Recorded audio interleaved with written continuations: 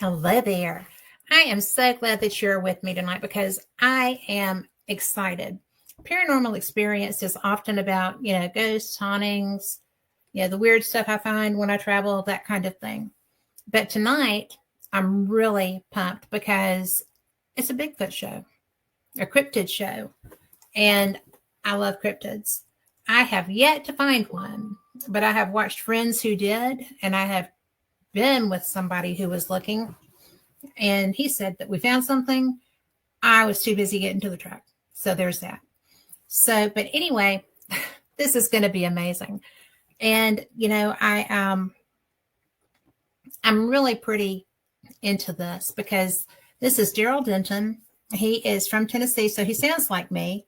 So y'all are going to be doubly Southern tonight. And he is Bigfoot believers and other creatures. I think that that's pretty cool. And that is a .com. You can go check it out. He's been a mayor, so he's not afraid to dip that toe into Neverland. So that's going to be interesting too. But anyway, I want to bring him in. He's from Tennessee. He's really interesting. When I found him, I thought, now I might go into the woods with somebody with this background because I'm real picky about that. I'm real picky about who I ghost hunt with too. So anyway, let's bring Daryl on. Hello. Hello, good evening, Catherine. How are you? I'm fine. You can call me Kat. All right, Kat, that works. All right. Feel like we're from the South when we talk that way. Yeah. I know, right?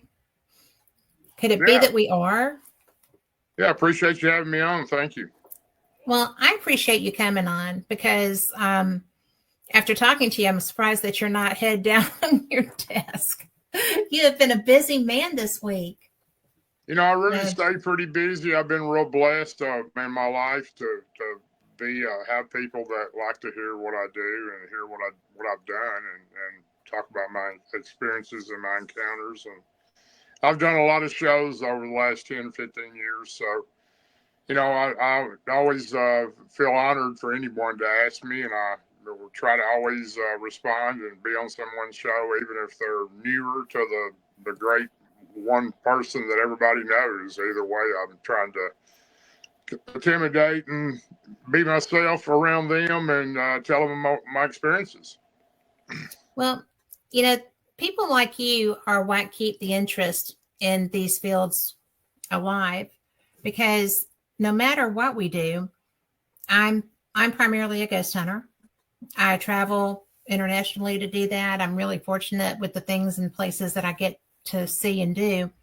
But it's really when we can have experiences, and I mean yours are so vast that fascinate people, and what you do does. It's a little scary too. I have a friend that does this up in the Kettles, and she's a woman, and I've known her online. I've known her for about 20 years. I've met her in person several times too when we would travel to the same place. And I just think that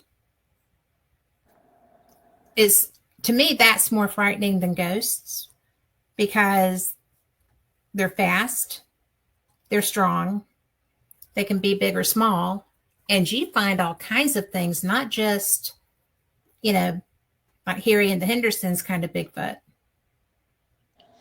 Yeah, it's been a journey. I have had a lot of experiences and been very fortunate on some of those. There's been some times when I was what I felt like I was definitely in danger, in a dangerous situation. And, as long as you have the power of Christ in your soul, I know that to be a fact. These creatures know who Jesus Christ is. And they do get alarmed, and you can see their reaction when you mention that name if you have to. And normally I don't, but I have had occasions where I use that name. And my great friend Scott Carpenter helped me rebuke a couple of rogue Bigfoot that attacked my farm back in 2020 in an area that I was researching. And He helped me rebuke them, and I didn't had no clue. I'd been dealing with these things for 2.5 months. Banging on the side of my house every night and tearing my property up and scaring my horses absolutely to death. And they killed all my cats and did quite a bit of damage to my place. And they were banging on my wall at 2 o'clock in the morning on the side of my house. And it went on for almost 2.5 months, and I was ready to just fire on them. And I waited up every night because I knew it was going to start. And I'd run outside, they'd be gone, and then they'd come back. Yeah. And I learned from him that if you have that in your heart, your belief, then you have a way to stop these creatures or rid these creatures from harming or harassing you, and it works. So I have never heard that. I'm glad yeah, that you said that. yeah, if you're a believer, I'm not a religious fanatic. I'm not one that attends church every week like I probably should, and I'm not one that goes out and preaches to the public. But I do believe in Christ, and He is my Savior, and I also believe in the great spirits from my Yeah. American Native heritage. So, I have kind of a combination of watchers who watch over me, and as long as you have that in your heart, you always have a defense with these creatures. The reason that jumped at me is that I had a rural Alabama client for a ghost hunt. I mean, I call it paranormal investigation, especially when I'm doing a residential, right? Because those people are already scared to death. But the thing that was happening, amongst others, was she was absolutely convinced that boys were coming and banging on her house, and that they were banging on it with metal rods. Wow. And, never anything on a video. Her kids, put some cameras out. And so, very Well, similar to what you were describing. these creatures for sure will stay away from a trail camera or any type of camera. Yeah.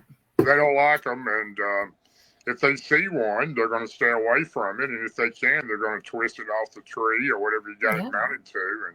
And if they can, they will stomp it into the ground. I've lost quite a few cameras back in the earlier Yeah. day when I was doing this, and I learned a lot from being around these creatures, what they do and don't like. The biggest thing about these creatures is they have a unnatural ability to pick up what your intentions are inside you. And if they feel you have good intentions, then you're allowed to come into their home as long as you're not aggressive toward them and show them respect. And I always tell people never go in the woods by yourself. I used to do it a lot, but I wouldn't do it now. I Yeah. know what's out there. A lot more things out there than what I knew at that time. And some of these creatures, some of these Bigfoot, they're not friendly. There's different types of them. I believe I've seen what I believe is to be 4 or 5 different types, and some of them will harm you. Some of them I believe will kill you. Mm-hmm. Not sure you're not on the menu for some of them. So Yeah. I wouldn't tell anybody to think all of them are good. They're just like people, us. There's good and bad in everything. So you have to be very cautious when you go into their area. And people message me. I get literally, not exaggerating, but at least 30, 40 messages a week from text or messenger. People want to know they got creatures on their property. Can I come out, or what I think they are? And they send me pictures and all type of things. And some of the stuff I see is pretty alarming, and some of it's really not anything. But just be very cautious if you're into this thing and you're trying to research. Remember one thing: you never find Bigfoot; he finds you. Yeah. Well, I think you'd probably be a much better woodsman than I am. So I Well, am. I don't know that I'm a great woodsman. I just have a lot of experiences out there. I've been doing this now pretty steady. And I haven't researched last year like I normally do because, my teammates, Ron Moorhead, my best friend, he's one of my teammates, and he just moved out of state to another area, and he's a little ways off. And then my other best friend, Martin Groves, has been real sick all year. He's just now gotten healthy enough where he can get back out and do things. And I'm glad Mike he did. Smith. Mike Smith, my other buddy, he did a documentary with Martin and I with Small Town Monsters a couple of years ago about the Yeah. dog man that tried to attack us in the LBL. And, you know, he's a great guy. And we're all getting together here pretty soon. We got a documentary coming up, and I'm looking real forward to doing that with all my buddies again. I spent a couple days with Martin last month at his house, and glad to see him up getting around good. And it's going to be pretty interesting this year. We got a lot of things that we got planned, so there ought to be some new experiences and some new things to talk about. Well, I think that sounds like fun, and I am glad that he's better, because that's it's terrible when your friends are sick and you can't be there too. Yeah, But I kind of live in two states too, so I'm back and forth, a couple weeks here, a couple weeks there, so that kind of makes it a little difficult at times too for us to. It's the first year I've had this to go on like this last year, so it was a little adapting to all of us trying to get squared away with that because we weren't used to that. So we're used to going into woods like every month and staying a couple 3 or 4 nights, sometimes a week, and certain areas we go to. And I'm not haven't researched as much as I normally do, but I'm really more into Dogman now than I am into Bigfoot, and there's just a lot of things I'm learning about them that took me a long time to learn about the Bigfoot. And it all started for me in November the 6th of '92. That's when I had my first sighting, and led me into this path, and I've been on it ever since. what was your first sighting? That was November the 6th, 1992. But I mean, what did you see? Well, I was on my grandfather's farm, and I'd hunted on my grandfather's farm all the time. He lives in rural Cannon County, about 10 miles from Woodbury in the mountains, and I hunted there all my life, and practically grew up there. I lived there when my parents were working in town. He was 92 miles from Nashville, and they come home on the weekends. And until I started school, I was there, and then in the summertime, I was there to help him with his farming and his crops. And we were pretty close, and I knew the farm pretty well. But it's a large farm, and there was a lot of large farms around him, and it's such a rural area. It's just gravel and dirt road getting to his house, and no houses around us. We're in the middle of nowhere, and I hear all kinds of creatures out there at night or in the woods, but I never thought there was anything that lived out there like that. He never mentioned anything about any creatures like that. My grandmother was a little spiritual, and she had some things she would tell me, but we were kids there. We had to come in at dark because the boogeyman would get us, and Right. I found out later on what the boogeyman was, but you think it's Welcome to just being Southern, right? because you think it's just an old myth and something to scare you a little bit to get you to get in the house, when it's time to come in. But there's a lot of things that live in the woods, and my particular account there was I've been deer hunting there for a long time, but me and 3 of my buddies went up there every year. We've been going at that time probably 4 or 5 years. Opening day of black powder or muzzleloader, and we'd stay a week.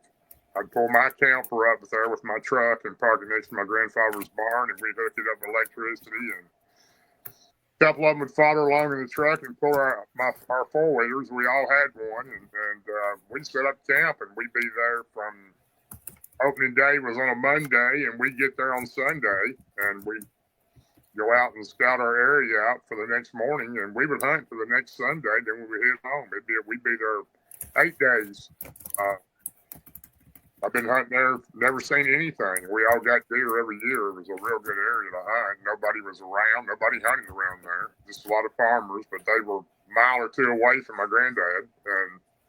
And that particular trip, I asked my granddad, where's the best place to get a trophy deer, Granddad? He said, he pointed off the back of his porch. You see that hill with that tree on it, the bent tree, and I remember the bent tree, and go to that mountain, go to the other side of it, and the bottom of it there'll be a creek. There used to be an old grist mill there, and that was my home place where I was born at. You'll see the Oh, remnants of an old house, and it's fallen in now. There's some tin, and there'll be a fireplace still standing. It's in a clearing in the middle of the woods next to the creek there, and there was a grist mill there when I was a boy, and so I've been there one time years before, but by car, and then we walked a mile in from the road, a gravel road, but not through the woods that way. And he said, go there, and you'll probably have a chance at a big deer because nobody's probably been in there in 30 or 40 years. And oh, wow. that was my grandfather's land. He owned it, but he hadn't been there in a long time. He'd lived in that house for about 70 years. So he was 92 at that time, but he looked like he was 60, and he was still doing active farming. And, the next morning, went to the camper that night. Next morning, he come and knocked on the side of the camper, and he said, boy, get up, time for you to go. And the day before, I took my stand over those hills, and I'd found the creek and put my tree stand or climbing stand I carried on my back around the tree, and it was ready to go. And I'd climbed up in it and cut a few limbs off where I could hang a few things behind me, and my safety strap was already up there around the tree. And, I was headed that way. And that morning, I went behind my grandfather's house through a gate and crossed about a 200-yard field, 200-yard wide field to my grandfather kept his cows in that field. And on the other side was a wire fence with 2 or 3 strands of barbed wire, probably Right. 6.5, 7 foot tall. And I climbed over the fence and jumped over it into the leaves. And a lot of leaves, you makes a lot of noise when you're moving. And I started walking up the hill a little bit, and these hills are like 45-degree angles. I'm not Yeah. exaggerating. They're just straight up almost. And I had to cross 3 of those to get to where I was going. It was a good hour walk, and in the dark, and I had my flashlight, and I'd hunted all the farm, but not that far in. And I started walking up the hill, and I heard something to the left of me. It sounded like a man walking. And it kind of got my attention because I knew none of my buddies were there. They were all hunting in different areas. We had about a 5 mile area that we hunted, and they were all in different areas, nowhere near me. And I knew my granddad wouldn't have anybody in there. And I stopped and shined my flashlight, and I didn't see anything. And I heard it walk a little bit more, and it stopped. And I shined it again. I didn't see anything. And so I just kind of hurried on up and got on over the first and second hill, went down to the third hill, and I got down to the creek, and I followed the creek around to the left, and I found my tree stand there on a tree on the side of the hill. And, it's straight up on a 45-degree angle. I'm almost overlooking the creek, but Right. I get in my tree stand, about to get in it, and I hear something on top of the hill. And I hear something walking again. It was a heavy walk, and I thought, is that a cow or a horse in here? And I shined a flashlight up on the hill again. I didn't see anything, and then I didn't hear it walk anymore. So I was a little startled. It's on my mind thinking, what's in here? Somebody is in here Sure. hunting. And I got in my tree stand, put my my feet in the climbing part, and I sat down on the back part, and I climbed up the tree. And I got a rope tied to my belt loop. It's 28 foot long, and it's tied to a loop, a hanger, a metal loop that I put my gun on, and that way I can pull it up when I get up there. And I get to the 28-foot mark. That's about where I like to be, up high enough where they can't smell me or see me really good. And I leaned back and kind of dug the blade into the tree, and I reached behind me and got the safety strap put up under my arms, and hung my fanny pack on I remember it like it was yesterday. It was hung my fanny pack on a limb I'd cut off up there that had my powder horn in it and my hornady bullets and my firing caps. And other limb I hung my binoculars and my lunch, and I was ready to hunt. I kind of leaned back and let it dig into the tree real good, and I had a little bar in front of me that pulled up, and it came up to about right under my neck as I'm sitting down. And then all of this camo fell out of the little bar. It was rolled up in it, and it covered my feet up all the way under my neck. And I'm sitting there waiting for the sun to come up, and I'm not hearing anything. I didn't hear that whatever that was walking in the leaves anymore, but it was still on my mind a little bit. And Well, sure. I was waiting till the sun come up, and it was a real foggy morning when the sun did start coming up. The creek there was about 10 or 12 foot wide. It was 2 or 3 feet deep in the middle, and the fog was real thick on it. I couldn't see the clearing on the other side, and I just watched the fog and I listened to the squirrels and everything run around under me and around the leaves like they normally do. It was a normal morning. It was a sunny morning, and but it was foggy and I couldn't see across the creek yet. And I guess it was about 8 o'clock or so. It cleared out pretty good where I could see real well on the other side of the creek there, the clearing, and that's where I went the day before. I went across the creek there, and there's a game trail right on top of the creek bank there on the opposite side, Sure, yeah. and there was a lot of deer tracks in it, and they'd been milling around over there. There were some rubs and some scrapes too, where buck deer had been rubbing their antlers, and there was about a 12 foot out limb from an oak, or I can't remember if it was an oak or a maple tree. I'm 6'5", almost 6'6", and when I reach all the way up, I can reach a little over 8 foot. So I hung my drag rag from the day before. I'd hung it up there, and that's a rag you put with an elastic band around your boot. When you walk in the woods, it covers up the human scent, but it leaves what's called a doe and estrus, kind of a lure to lure a buck deer or male deer in. And I'd hung it on that branch, and it's about 8 foot in the air, and he'd been there all night, and he kind of saturated down that hollow there, and hopefully some buck would pick that scent up. And I'm looking at that. I can see it on the tree limb, and I'm kind of looking all right over the creek onto the game trail from the angle I am, even though I'm on the other side of it a pretty good ways. And about a little bit after looking around and hearing the deer, hearing the deer move around over there, when they came out and crossed the bank, there was 3 of them. There was a large doe, and there was 2 who looked like yearlings with the doe. And they were walking around just eating acorns. There was a big acorn crop that year, and they were just milling around through the leaves like deer do and acting normal. They walked right down the game trail and walked around. They were in that clearing. That's where all the acorns were. There was a large tree there that they'd fallen off of, and I watched them for a while, and then all of a sudden I looked up, and the large doe was staring right to the left of me, and to the left of me was a large cane thicket. Looks like bamboo, but it's cane. It grows on riverbanks and creeks in Tennessee, and it's real thick. I mean, you can't hardly walk through it. It's so thick, and it grows 2 or 3 inches around. It's tall, and it's 12 to 15 foot tall, and the whole bank to the left of me is covered. I can't see all the way down the bank. It goes around a bend, but I can see that cane all the way down, and that's where these deer had come out of. And somewhere over in that area when they crossed the creek, and I looked up, and the doe, the mother, the bigger one, was staring right in that cane thicket, was not even moving, just froze solid. And I looked, the other 2 deer were the same way.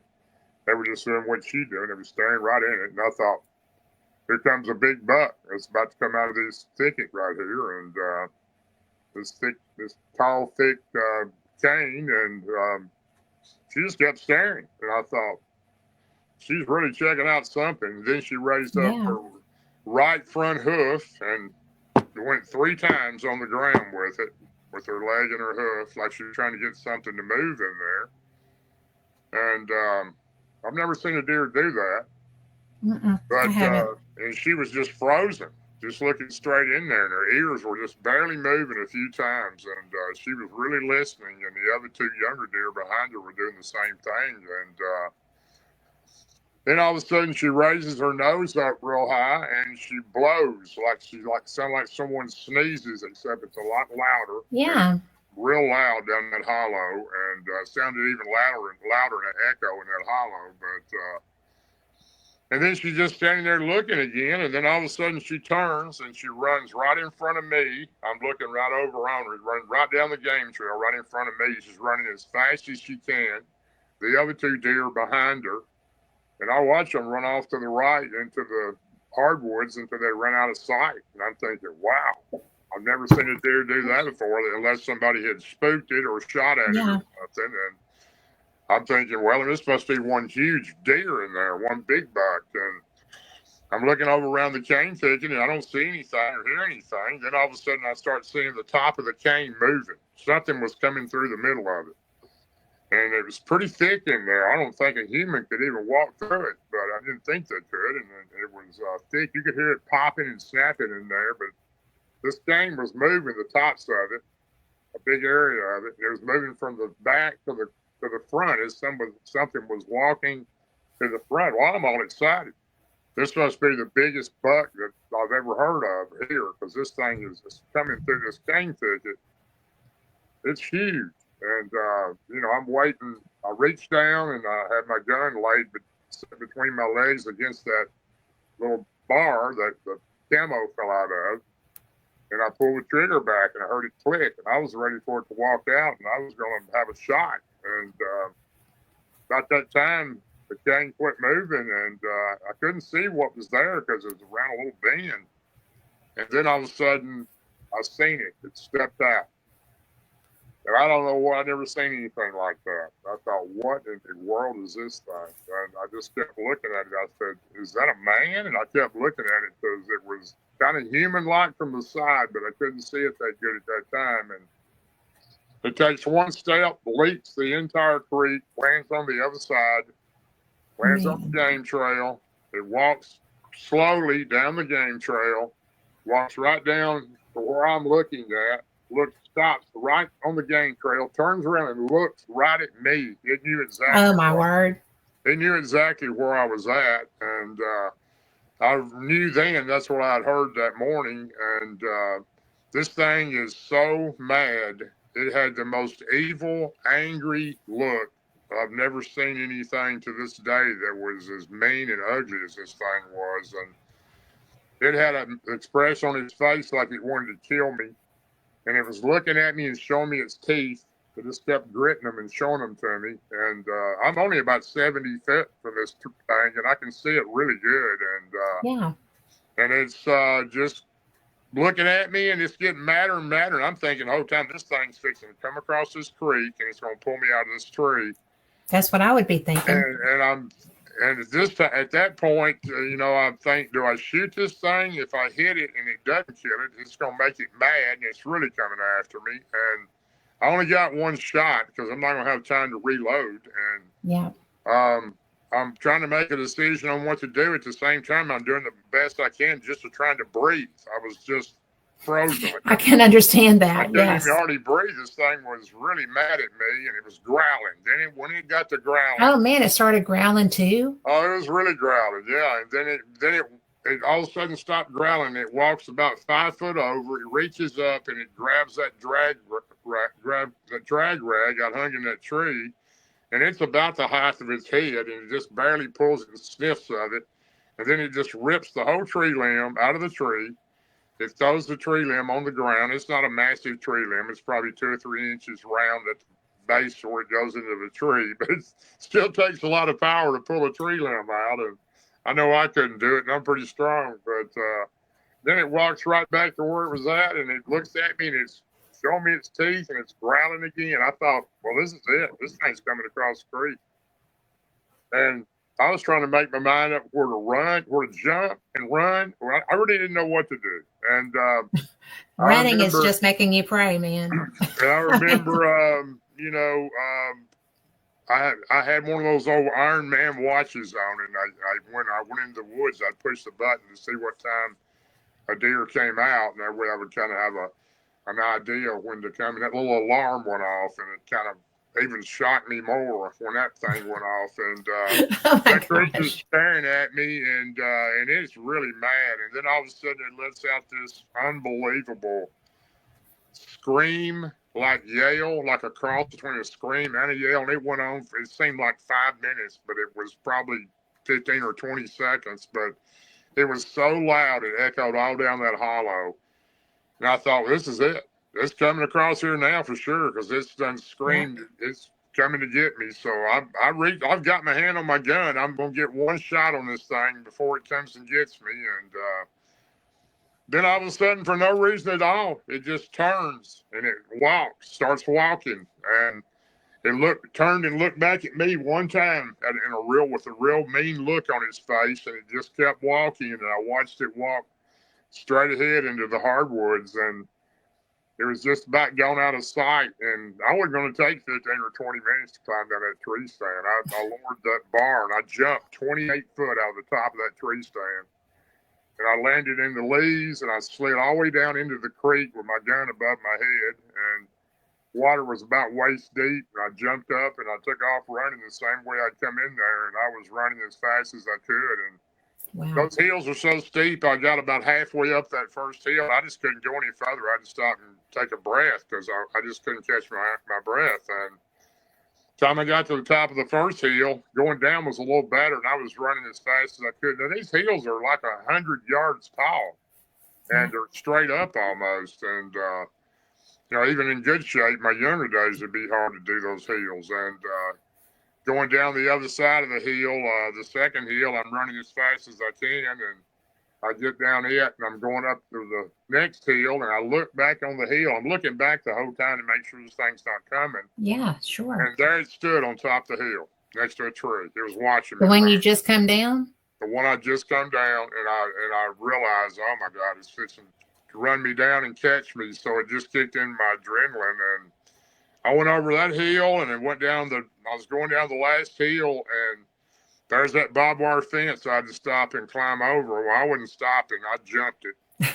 And I jumped it, and when I did, it caught my pants at the bottom where my boot was. Oh, no. Ripped them all the way up past my knee, but I didn't slow down. I tore a huge gash in the side of my leg and with that barbed wire, and I just kept going and looking back, and I didn't see it, and I crossed that field, and my grandfather's there where the cattle were, and I got to the other side, opened the gate, went through it, and reached through and locked it back, and was looking for it, didn't see it, and ran into the back of his house there, old wooden farmhouse, and went through the door, reached out and locked the screen door with a little hook on it, and slammed the door and locked it and deadbolted it. And I was looking out the glass of it, and I didn't see it, and went into the right of my grandfather's kitchen there. That's what I'd run into. And I went into the living room where he was, and I went to the far corner of the living room. There was a big potbelly stove sitting there between the wall and the middle of the house, and yeah, it was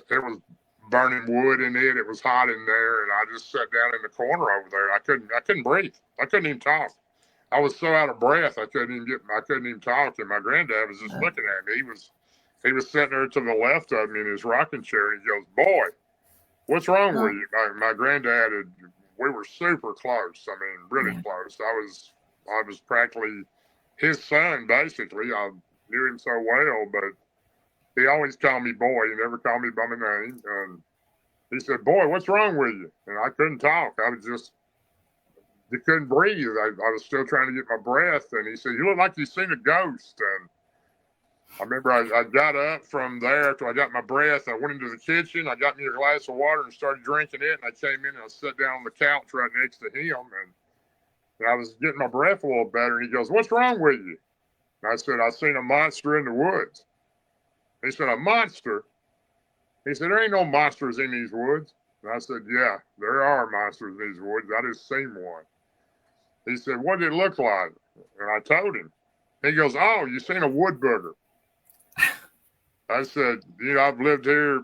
You've lived here all these years, and I've known you. You're my granddad, lived with you in this house all these years, and you never mentioned a wood booger to me." And he said, "Didn't want you to know about them. You'd be afraid of them. Everybody is." He said, "Yes, I am."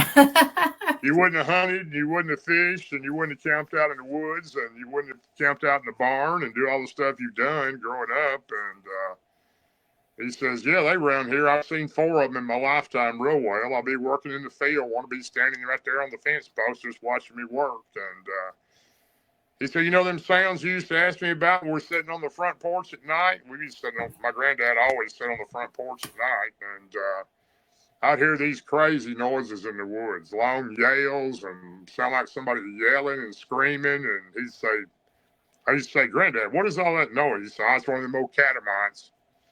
And I said, "What's a catamite?" He goes, "It don't matter about them." And the catamite was the Bigfoot. So, but it's a wood booger, he called it. And He said in the wintertime, he says, they don't bother you. You probably interrupted his hunt. I should have thought about it. You going in there that far, you hadn't seen people in years, and you probably went in there and messed up his hunt with that deer you were on. And he said in the wintertime, they get hungry. They come here to the house, and I'll hear them.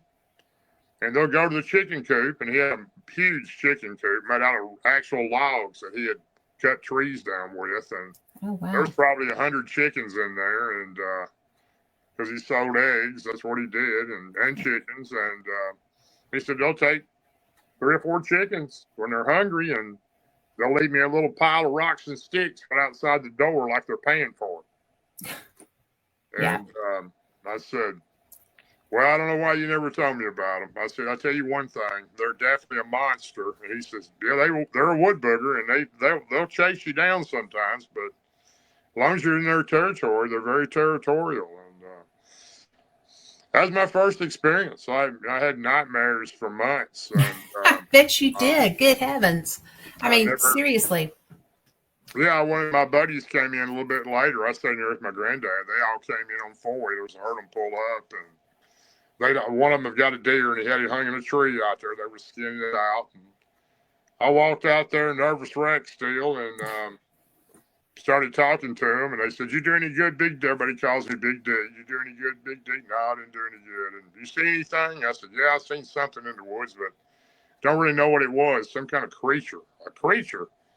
And I kind of told them a little bit what I thought I'd seen. They just said, "You had too much to drink last night. We ain't never seen no creatures up here." And I let it go at that and never said anything else about it. And we hunted up there 2 or 3 more years. Every year I'd stay at the house with my granddad, and they went hunting. I didn't hunt. But changed my life forever. It was pretty terrifying. It took me a long time to get over that. And, of course, back in that day, there weren't any social media. There weren't any groups. Right. There weren't any radio shows. You know, I was telling Dave Scott, I was on his show the other night. Dave and I are really close. I've done his show a lot of times, and I don't know, I've probably done 400 or 500 shows over the years, and there wasn't none of this around in those days. And I sure could have used it back then because there wasn't anybody to talk to. There wasn't. I mean, you had nowhere to go. That's why so many people had PTSD. And you know, my best friend Martin Groves, he had PTSD. So I didn't have anybody to tell. I mean, here I was. I just got elected as a city alderman or commissioner, my first little job I ever got. And oh my! And I couldn't go back and tell people, hey, I seen a Bigfoot or whatever it was. And so I went to the libraries and I started digging around. I was trying to find some kind of evidence of what this thing was I seen, and that's about the only place to go. And I found a book. I found several books, but the one book that I found that got my attention, it was a big book, and it was colorful. Some of the pictures were real, some of them were drawn, and it had the top 10 species of Bigfoot. And I don't think anybody knows how many species there are, but it was a guidance to go by at that time anyway. And it had pictures of all these Bigfoot in there, different looking ones. And were they drawings or photos? Both. Yeah. Really? Some of them were drawings, some of them were photos. And the second one, wood booger. And I'll never forget it. The number 2 was called the wood booger. And as soon as I seen that, it was identical to what I'd seen. It was identical. Wow. Only difference was that picture had red eyes. The one I seen didn't have red eyes. It had dark eyes or black eyes. But it looked just like it. The one I seen had one side of its mouth was kind of deformed, or he had some type of accident. It was kind of miscontortioned on one side. But that was the book that I looked at, and that's where I first realized that I seen a wood booger. My granddad was right. That was it. And I don't know who the book was by, but that was my first reference to what I'd seen. And I didn't go in the woods for 7 years. Really? Well, you know, I'm not going to lie. I would totally understand that. How old were you? I can't remember how old I was at that time. I was young 20s probably, but I know that my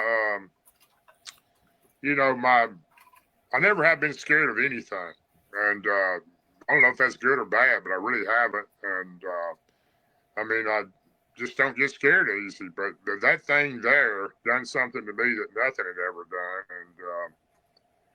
and it lived with me for a good while too, because what little bit of deer hunting I did, I'd done out of my truck in my grandfather's field there, or my other grandfather had a farm also, and then we had land back home where I lived too, and to deer hunt. But I didn't go in the woods, and I refused to go in the woods. So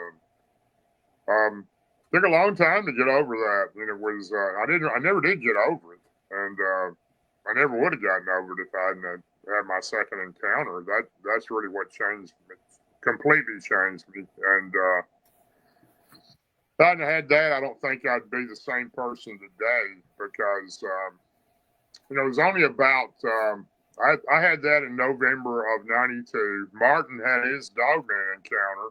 Martin Groves, I'm talking about, in the Right. Lamprey Lakes in April of '93. So Martin was my best friend then. He was chief deputy officer in my district, and we'd go to lunch together. I was a commissioner at that time before I became a mayor, and we stayed together quite a bit at lunch. And it was pretty remarkable that as close as he and I were, he had an encounter after I did, and he was the only person I could talk to. I mean, if you wouldn't tell people you've seen a Bigfoot or one of these creatures, you wouldn't ever get reelected again. They probably think you were crazy. And him being a sheriff's department, he couldn't tell nobody he's seen that thing.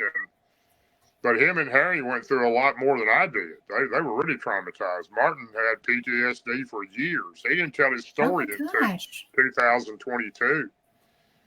2022 is the first time he ever told his story at the Paris Landing First Annual Dogman Conference, and I went with him for him to tell it. And it was pretty. He brought the house down. He did. There was a huge crowd there anyway, and it was incredible, honest, true story. And he's a different person after that. He took the weight of the world off of his shoulders, and even though he told me bits and pieces of it for years, and I watched him go through a lot over it, I went through the same thing, and maybe not quite as bad as he did, because Harry, his partner, never recovered. His partner had a stroke after that happened, and he never went back to work. Oh my gosh! He saw it on duty.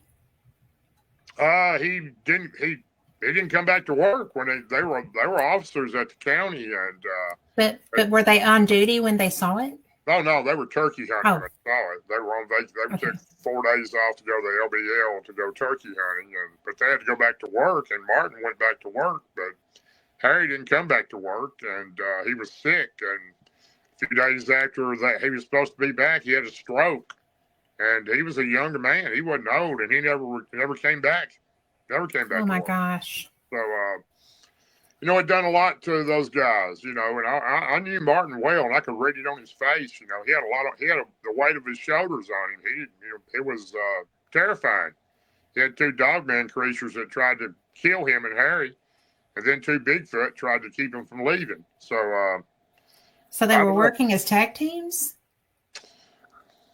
Correct. There was 2 or 3 dogmen, and there were 2 Bigfoot with these creatures. They were trying to get out of the campsite in the truck, and 2 Bigfoot were blocking them in the field. They had to cross to go out and get to the highway.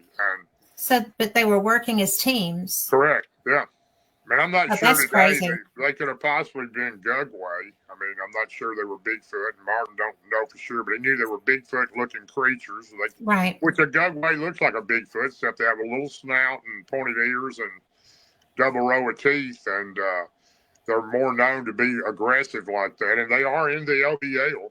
And okay, what is the LBL? Because people are hearing this, and the LBL is the land between the lakes of Tennessee and Kentucky. It's 180,000 acres of pure natural land with campgrounds scattered out in a few areas. There used to be a lot more campgrounds, but they shut them down. And we have a reason to what we believe they shut them down for, but they say it's different reasons. But been a lot of things that's happened over the years in the LBL. It's a pretty strange place. I've been to a lot of places over the years, and no places like the LBL. When the lights go out there, it's like it's a different world. You better know what you're doing Wow. when you're there at night. And there's a lot of evil there, and some people will go there for years and see nothing. Then some people will go there and they won't ever go back. So there, over the years, there's been missing people. There was a family killed there in '82, the LBL massacre. Dogman creature attacked the family and killed 4 of them. And Oh my gosh. it's just a well-known area that a lot of people down in your area go there pretty regular too. Yeah. I've got friends that down in your area, and I just didn't know what it stood for.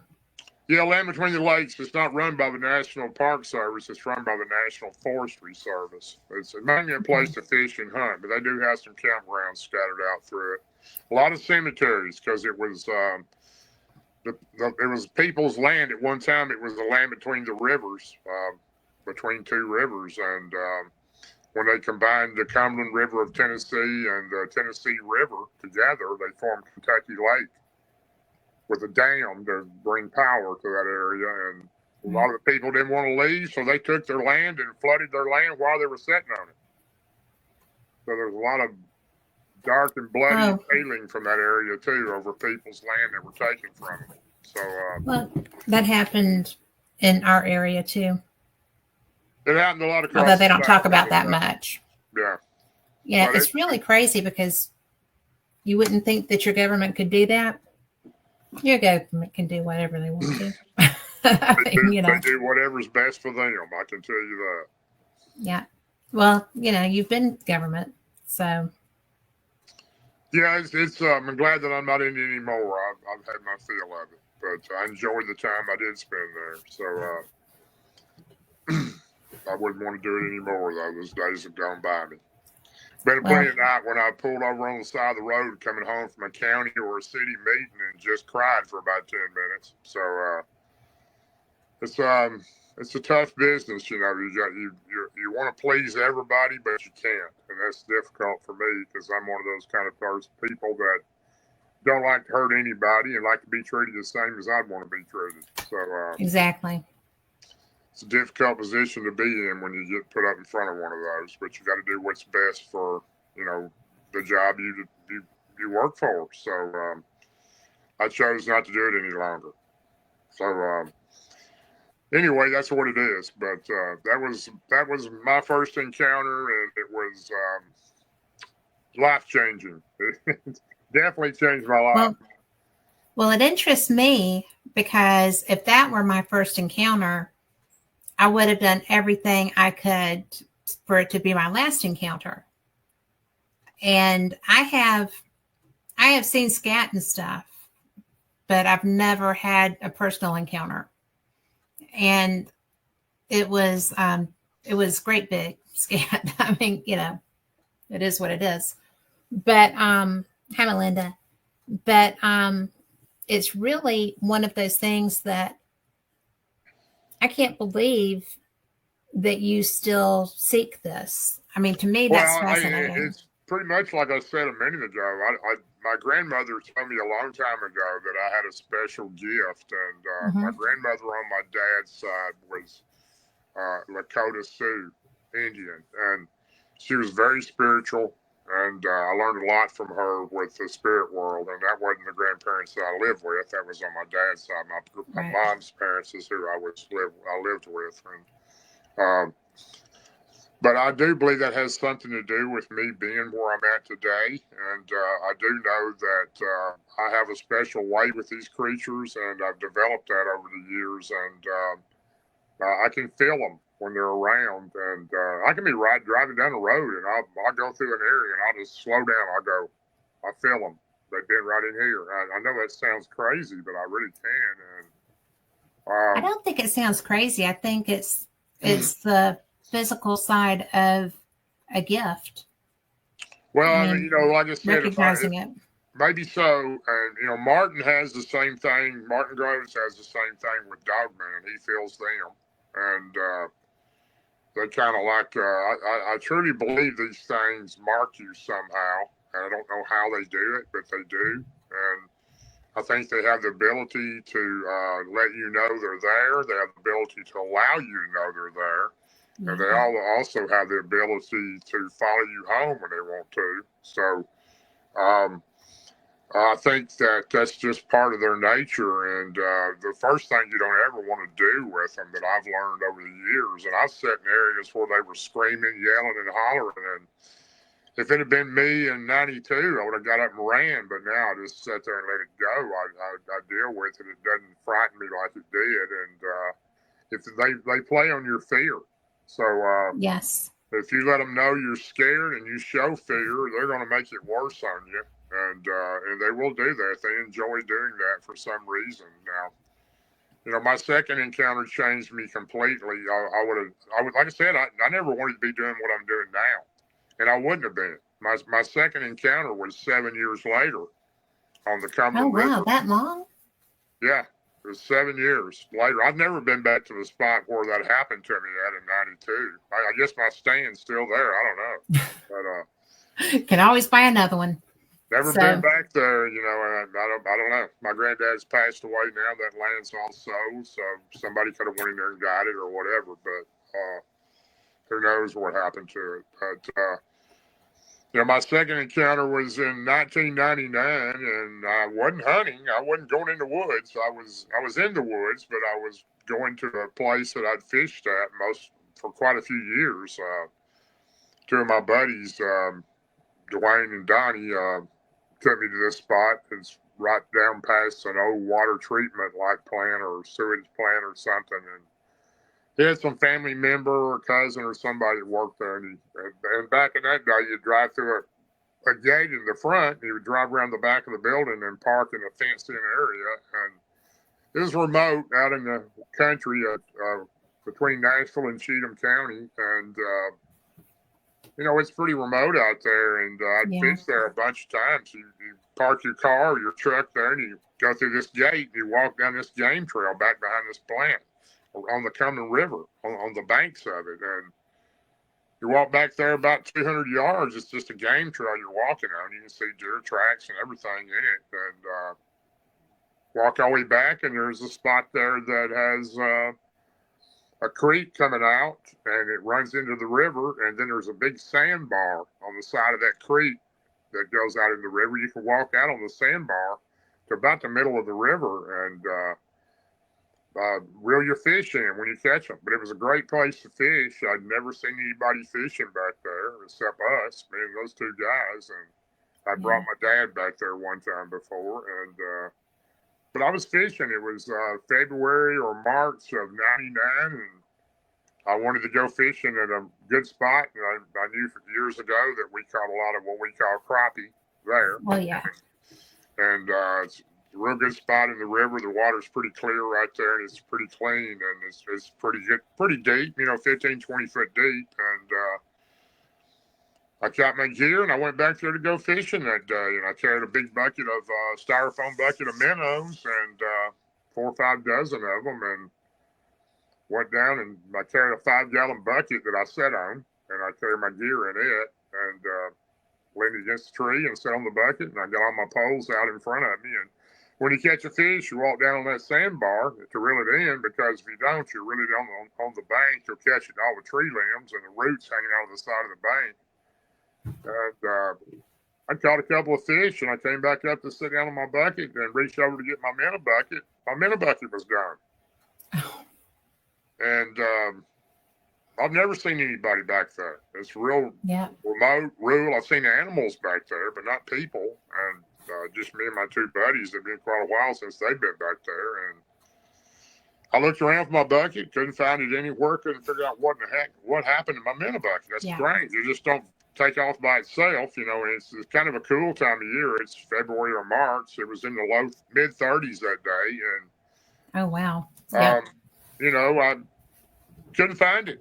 And right to the left of me there, where I was sitting, there was a huge patch of kudzu, these real thick vines, just massive bunch of vines. And that game trail went right through them. They're real thick, couldn't see through them. But You had to get on your knees almost to go through there on the game trail. I'd never been back in there before. As far as we'd always go, fish right there, and I didn't know what happened. So I got on my gear up, picked up. I had no bait. I went on back to my truck and I left. And next weekend I came back and brought another minnow bucket with minnows in it, and it'd been raining a little bit this day. It was a little wind blowing, and I started fishing and caught a couple of fish. I was having a pretty good morning and went up and sat down on my bucket, reached over to get a minnow. My minnow bucket was gone again.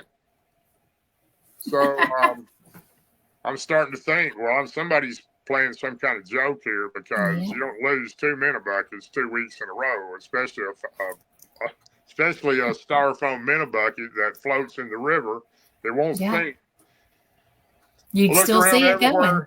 Looked around everywhere for it. I couldn't find it. I started yelling in the woods. I know you're in here, whoever you are. I thought it was a kid's what I thought it was. Right. Some kid was in there playing a joke or something. And anyway, got all my gear together again and hit it out. And it was the best time of the season was in that time frame, 2 or 3 months time frame for catching those type fish. And went on back to my truck, and I didn't get to come the next week, but it was the week after, and I came back, brought all my gear. But this time, it was a sunny day, beautiful day. It warmed up a little bit. It was probably in the low 40s. Real muddy because it had been raining. You could see mud and all kinds of tracks in the game trail. Looked like dog tracks, all kinds of tracks on the game trail. And I brought but this time, my minnow bucket, styrofoam minnow bucket, had a metal handle. I tied a little rope around it, and I tied it around the tree next to my bucket, and it was about 10 foot, the rope was. A little small, thin rope. That way, if something grabbed my bucket, it was going to take time enough for me to see what it was. And I brought my 410 shotgun with me, little single shot shotgun, and leaned it against the tree. And I caught 3 or 4 fish, and I went down, and I put them on a stringer, and I was doing pretty good. And I come back up to sit down, and I looked over. My minnow bucket is over on the game trail up in that kazoo where it's real low, stretched real tight with the rope. It's from the tree to there, and it's stretched. And I could see the bucket sitting there, and I couldn't see anybody around it. So I got on my knees, and I crawled up in the kazoo in the game trail. And up in there, you could stand up a little bit because it kind of opened up. And up to the left of me in the kazoo, maybe 10 foot, there was a minnow bucket laying there. Up to the right, just about 4 or 5 foot, there was a minnow bucket laying there. I figured, well, there's my 2 minnow buckets from the week before. And I looked down at this minnow bucket. I was fixing to pick it up, and I was looking around. I didn't see anybody in there, and that kazoo is so thick I couldn't see up inside of it. But I didn't hear anything. I didn't see anything, but I reached down to get my minnow bucket, and the top is off. It's on the rope. It's leaning down, and half the water is spilt out. And I had 4 or 5 dozen of minnows in there, and there was only 1 minnow. And I looked down in it, and I said, I just thought. And then when I looked down to where the bucket was, it was real muddy there where the water had spilled. It was already muddy anyway. And there was a footprint.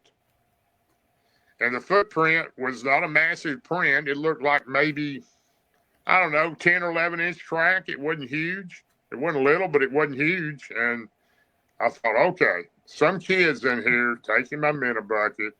He didn't realize it was tied to the tree, so he tried to run with it and spilt my minnows and my water out of it.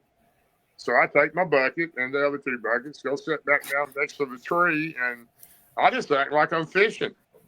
Even though I'm not fishing, I'm looking out of my left eye out of my peripheral vision, trying to see what this person is doing in here. And I'm going to catch him. I've got my 410 shotgun, and I'm not going to shoot him, but I'm going to make him think I am. And I waited for, hour and a half, and I thought, well, whatever it was is gone. I was just about to give up, and I had no way to fish. I only had 1 minnow. And I just sitting there, and it's getting a little closer to dark, and all of a sudden, I see this creature bend the head down like that. It's holding onto a tree, a little tree up there in that kazoo. I can see the tree moving, the top of it. It's looking at me. Then it went back in real quick when it seen me look at it, and I went, "Oh no, I'm not going to be around these things again. I don't want Time to go. anything to do with these creatures again." Now this one didn't look anything like the one that I'd seen before. It looked more Really? like what I call the number 3, number 4 types. It looked more like the Patterson Gimlin type. Mm. It looked nothing like the wood booger, but still, I didn't want anything to do with these creatures. I thought it was some kid selling my minute bucket. This thing, I'm sitting there looking. I just sitting there, and it comes back out and peeks again. And I went, peek at it. And I said, time for me to go. I got all my gear, my shotgun, and I hit it out as fast as I could get to my truck. And I said, I do not want anything to do with these creatures, because there's a little one, there's a big one. And Yep. I am not getting back into this again. And got everything loaded up, and I flew out of there. All the way home, I thought about that creature. All the next week, I thought about that creature every day. Couldn't take it. I went back the next week. Brought all my gear, set it all up. I didn't have any minnows. I just act like I was fishing. And I sat there on my bucket next to the tree with my shotgun on the other side of me, laying on the ground. And sat there a while, and there it was, looking at me again. Same one it looked like, and it just kept staring at me, and I kept staring at it, and I was looking around. I was just waiting for the bigger one to come out and attack me is what I kept thinking, and I kept looking around for it, and I could hear something moving in that stuff, but I couldn't see what it was. And then just a few minutes later, it's probably a couple of hours that went by before this one came out, the first one, and it was a female. She was about 5 foot tall, and behind it, another one came out that was about the same size as that one, and it was behind the female. And they were just sitting there looking at me like they wasn't even scared of me. And I'm thinking, are these things going to attack me? Or is the mother coming around the backside of me, or the father? I had all kinds of thoughts in my mind. And I have a question at this point. Yeah, go ahead. You brought your gear with you this time. Did you have more than a single shotgun? No. I did. I didn't bring it. All I brought was a 410 single shot shotgun. Yeah. Because I wasn't planning on violent. And there's more than one. I wasn't planning on killing them. I figured if I fired a shot, this was my thought. I don't know if it would have worked. If I would have fired the shot, they would have probably ran, and it would have given me time to get back to my truck, and I'd be out of there. So that was my intention, was not to go in there and shoot them, but more frighten them than anything else. And but anyway, I had a female looking at me, and I could see her pretty good. She was out there where I could see her, and she was crouched down, but I could still see her good. And the one behind her looked just like her, but it was looking over her shoulder a little bit, and it would look around at me. And I watched these for, I don't know, probably a couple, 2.5 hours, and I would kind of make gestures at them, and they'd just look at me, and I didn't really know what to do. I just couldn't believe it. I'd run into these things again, but I started feeling comfortable with them, and I didn't hear any other ones, and I did make some verbal sounds of, are you by yourself? Just ask them. I don't remember what questions I asked them, but yeah, but just trying to communicate. Yeah, just trying to. I didn't feel. I knew that there was bigger ones, because there always are. There's always a family. Right. They're always together, just like the one that I seen on the ridge when I was running that time after I'd my encounter. That wasn't the same creature. That was a different one, probably kin to that one. So, and it could have killed me if it wanted to, but it didn't. It just wanted to scare me to death. So, well, it did a good job. It did a great job. Yeah. Yeah. But these, these creatures were not real big. 5.5 foot tall, and they just sat and looked at me, and I didn't feel frightened or anything by them. And I told them I'm going to go. I'll see you later. And I got up and walked off. They just sat there and watched me as I walked and got all my stuff, and I walked on back to my truck. And I was only about probably 30 minutes from where I worked at. There wasn't very far by the interstate road and the side road, and I started going back to visiting them. And Did you? I went there every day or every other day for almost 5 years. And I became very close to them. They would become my friends. And there was a bigger one behind those two. And he was about 7 foot tall. He started watching them, and he would come out, and he had a very friendly look on his face, and he just watched over them. And I asked all kinds of questions. I did everything I could to communicate with them. They have their own language. They knew my intentions before I'd done something. They already knew I was going to do it, and they're just super intelligent, more intelligent than some people I know, and Right. they have ability to pick up your heart, and if you have a good heart or a bad heart. And they brought me gifts. I brought them gifts. I used to started taking them. I never even heard of gifting back in that time, but I started bringing them things, and I would bring them some type of food about once a week, and I probably brought them about every type of food you could think of over that 4.5 years, and found out their favorite food was cantaloupe, by far their favorite. Their second favorite food, which we all like, was cooked bacon, and their third favorite food was any kind of bread product, especially Really? jelly-filled donuts. They would eat all of them I could give them. So, and they didn't want them thrown on the ground. They wanted them put on a little plate. You push them over next to the kazoo, and they come out and get them. So That's a riot. they're kind of a clean. They don't want their food thrown on the ground any more than we do. And they brought me gifts. I came in one day to bring them something, and I sat down on my bucket, and there laid 3 catfish still flopping. They brought me 3 fish, and they made me a old cardboard half-gallon milk carton. They stuck sticks through it that made little X's out each side, and it had vines around it. It was cool looking. I still have it, and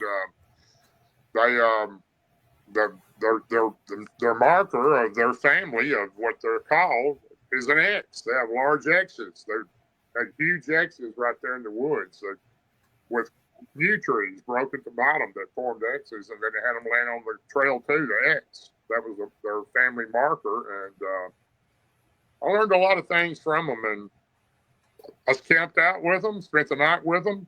I stayed in my spot. They stayed in the kazoo, and I could hear other ones in there. But I only seen How many do you think there were? At least 7. At least 7. Maybe 8. But I know, I seen the 3 regularly, and I heard some other ones across the river too. And I don't know if they were the same family or they were a different family. But I camped out in there one night, and they'd look over the kazoo to look at me when I was trying to sleep, and it was pretty cool. But I became really close to them, and I tried to communicate with them as best as I could, and I asked them lots of questions, and sometimes they would nod, and sometimes they would jabber whatever language they speak. They have their own language. They do understand English. They can speak English, and they understand other languages. They understand American Native language, which I gave them some words from, which I address them as the Chayutanka, which is the Lakota Sioux relate to the hairy man of the woods is the great keeper and the elder of the forest, and that's what Chayutanka means. And they knew what that meant. I asked them where they came from. Where did you come from? And I was drawing the dirt right there next between me and them. And are you from another galaxy? I got that head now. I got 2 of them. And really, did you come from another galaxy? Okay, that means you come from there, up there, way up there. Okay, all right. So I got, when I used to leave, they learned, they picked up and mocked my language. Every time I would leave, I would say, bye, see you later. I'll see you tomorrow. If I'm not here tomorrow, I'll be here the next day. Bye, I'll see you later. And I'll be walking off, and I'd hear bye, bye, bye, bye, like from different areas. And they were all saying bye to me. It was cool. So That is so cool. I brought them a little pack of. I brought them so many gifts. I brought them toys, marbles, balls, everything you can think of. They love the light sticks, the little things you pop and break. They love Oh those. yeah, I could see that. I love And those too. I brought them. The coolest thing I ever brought them was went to the dime store and there and where you buy like kids' birthday things you give out at Hmm. parties. The little blow things and all that. And I brought them a little bag of plastic whistles, and they had a little black string on them. And I hung them on all the limbs the day before I left. I said, I'm going back to work. I'll see you tomorrow or the next day. Bye. And I'll say, bye. I'm walking out back to the trail and going back to I my love truck. And this. going back to my truck. And every time I come in, I'd say, hey, I'm here. I'm coming in to see you. I'd let them know. And they'd start yelling and screaming. And I hear them whooping and everything else. And I got excited. So the next day, or I went back and right as I went through the gate, I'd start saying, hey, I'm here, I'm coming in. I'd let them know it was me. And then what did I hear? I heard whistles everywhere. They were whistling straight ahead, off to the left, off to the right, one across the river.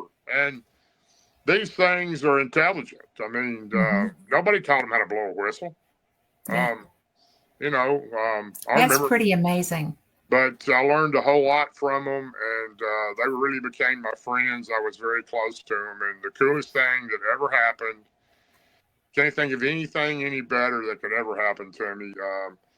The female that I was so close to, I was leaning over to give her a plate with her jelly filled donut, and I was in the box getting it out, and I said, please tell me your name. My name is Daryl. You know my name, Daryl. And I hear Aleatha. The female's name was Aleatha. Only two words I ever got out of these creatures was that and bye. And some other stuff That's I would so say. cool. They would kind of mock me, sometimes the things I would say. When I would say, where's my fish? They got tickled about that for some reason when they'd bring me fish. And the bigger one behind, Tobias. That was it. No more English words from him. And I was shocked, absolutely shocked. I said, you can speak English. You can actually speak English. They trusted me. It took me all those years to build up that trust with them to get those two words out, but they would never give me any more words. So I never did understand that quite, but because for me to build that much trust with them and for them to trust me as much as they did, don't really understand why they didn't use more of my language that I understood. But anyway, I was in there one morning and Aaliyah stuck her finger out, and she's probably sitting about 10 or 12 feet from me, right in the kazoo, right on the trail, on the outside of it, though, where I can see her whole body. Right. And she reaches over real far and sticks her finger out. And she wants me to, and I touch my finger to hers. And it was the coolest thing in the world because to her to have that much trust in me, for me to touch fingers with her was cool. Yeah. And then And for her to want that connection. she reached over and touched the toe of my shoe, and it was a great time in my life. It really was. If I had met them, they were never aggressive. Um, they knew that I was a good person, and I knew that they had good intentions, and it worked out very well for us. And they were my friends for a long time. And that that pretty much. I had two more families after that. One in Ashton City, Tennessee, that was bothering the family looking in their windows that I met, but never one like that one. those were the real forest people. That's what I call them. The forest people are the ones that make the X's, and they're a real gentle type being. Nothing like the first one that I run into, and very they had very good instincts of understanding and knowing the true person in me and allowing me to know them the same way. You know, that's such a gift. I mean, I don't care what creature it is. I'm a dog whisperer, so it's kind of one of those things that it's just an absolute gift from the universe, from creator, from God, from whatever you want to look at. 100%. I agree. 100%. Very, very well put. It's amazing that the abilities that those creatures have, and they're not. I'm 100% believer now. There's, of course, I'm very close to. I'm a very good friend of Dr. Melba Ketchum, and Robin Haynes is one of my closest friends too, and I have no doubt that these creatures are, the DNA showed that they were 58% human female and the other part unknown. And you take 100 pieces of DNA, over 100 pieces, you can't mess up enough to come back with those facts and then to be wrong. Right. So, I know they're not an ape. They're a type of human. They're part human. They're a human hybrid is what they are. And, yeah. I 100% believe that, but to find some that were like that is very difficult. I don't know that I'd ever find another family like that. They were realistically true friends to me, and I know they felt the same way about me. And I brought a friend in there one time with me, and I never brought anybody in there with me, and they allowed me to do it. I told them 3 or 4 times, I'm bringing my friend in, one like me. I kept telling him, try to explain what I wanted to do because he wanted to come in, and he knew that I was honest about him, and he just never sunk into him about these creatures being what they were, and and he was my buddy. It's hard to grasp. You knew my buddy. I played ball with this guy, and he's one excellent, great ball player, and we played ball together forever, and one of the toughest guys around, and he actually could have played at Alabama in football. He could have if he wanted to. He went somewhere else, but he kept telling me, Big D, let me go in there with you one time. I said, all right, when you want to go? He's the only person I ever gave that opportunity to. He went in there with me one day. We pulled up, and he walked down the trail with me. I yelled at him, I'm coming in, and got my friend with me. And I went and sat on my bucket there next to the tree, and he sat right behind me looking over my shoulder, and they didn't come out. I was waiting and waiting. They didn't come out. I thought, well, maybe they're not going to come out because he's here. And finally they came out. One of them came out, the female, Alyssa. And she came out, and she was just looking at him and trying to figure him out, if he was really okay. And it's just the look she had. I can't explain it, and the other 2 didn't come out. And when he seen her, my buddy, I thought he was going to have a heart attack. He grabbed me by the shoulder and squeezed my shoulder so hard. He goes, oh my God, what are these things? Man, I'm getting out of here. And he jumped up and ran down the trail as fast as he could back to the truck, locked the truck door, started blowing the horn. He should not have been scared. They weirded him out somehow. And, well, I could see that because. But it really did scare her. It scared the female because she couldn't figure out what she'd done wrong, and she was looking at me like, what did I do? And it was an awkward situation, but he never would go back in there with me again. So he just thought he wanted to see him. Right, he just couldn't believe that they were really there. I mean, he knew that I was. He listened to me, but until you see him, it's kind of hard to let it sink in. Well, that's understandable though, because we are so geared by society to pay no attention to that. it's kind of like, pay no attention to the man behind the curtain kind of stuff, because it's it's a history thing, right? Right. Because we didn't treat natives well, we didn't treat animals well Still don't either. treat them well. No, we do not. And I mean, I got rescues here that will prove that. But we've got, and then you've got something that's not supposed to exist. Yeah.